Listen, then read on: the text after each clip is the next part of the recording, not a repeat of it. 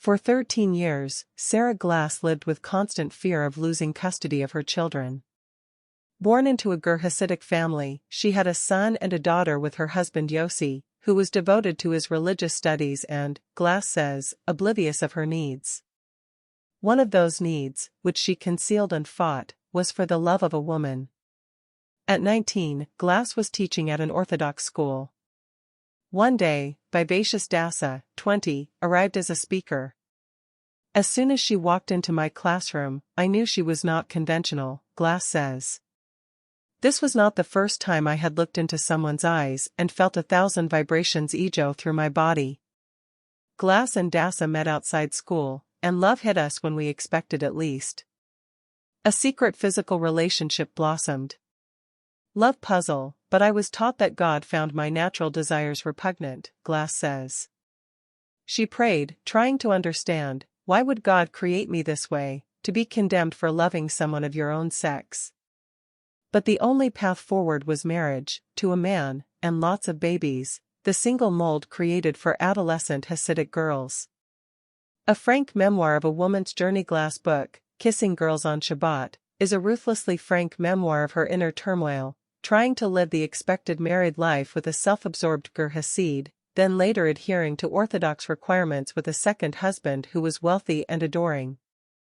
Glass now lives in Manhattan, a therapist and licensed clinical social worker with a PhD, helping gays and people who have survived trauma. Kissing Girls on Shabbat begins with a trigger warning about its themes. At the end is a note to her clients. Both enhance a story so beautifully told and engrossing that it's hard to put down. What Ger Hasidim lacked in numbers in our Brooklyn neighborhood, we made up for in the weight of our dread, Glass says. Ger women marry young. A few months before Glass and Dasa took a trip together, her older sisters decided it was time to seek the services of a matchmaker. That led to 6 awkward dates with Yossi, marriage, a home in the Lakewood, New Jersey, Ger community, 2 children, and Yossi's agreeing that she could pursue higher education. When her first child was 8 weeks old, Glass entered Rutgers graduate school in her wig and long skirt, seeing conventionally dressed classmates talking and laughing with one another and even touching. Eventually, in a loveless marriage of inconsiderate sex, unproductive counseling, a miscarriage in her 3rd pregnancy, and nightmares about a girl in danger, Glass had had it. I was done being a vessel, she says. I was done being owned. Yossi and his family refused to grant a divorce, until Glass threatened a reputation-damaging revelation. Then they agreed to get a Jewish divorce that contained this paragraph: "It is agreed by both parties that the children will be raised according to halacha as stated in the Shulchan Aruch and the Mishnah Berurah. If it is determined by Rabbi Turkel of Lakewood, N.J., and Rabbi Levi of Jerusalem, Israel, that one party is not raising the children according to halacha, custody will be transferred to the other biological parent." 3 days after signing, Glass placed her 2 children with a sister and flew to Aruba, left her wig in her hotel room, donned a skimpy red bikini, and went to the beach.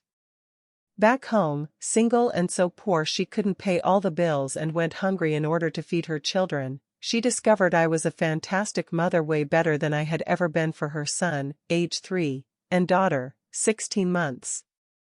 She also led a double life, kosher and observant at home, but dating men who took her far from prying eyes into a world of forbidden entertainment and trysts. She applied to doctoral programs and accepted a fix-up date with Eli, finding him to be the kind of man she'd want if she wanted men. Wealthy, attentive Eli wanted her. They married and moved with Ella's young son into a beautiful home. Suddenly, her favorite sister died. Glass withdrew into herself. Despite their efforts, she and Eli could not restore whatever emotional intimacy they'd enjoyed. Another divorce. Glass moved to Manhattan, expanded her practice, and, despite Yossi's objections, sought better schools for the children she was determined to keep. What happened? Be surprised. Neil Gendler is a Minneapolis writer and editor.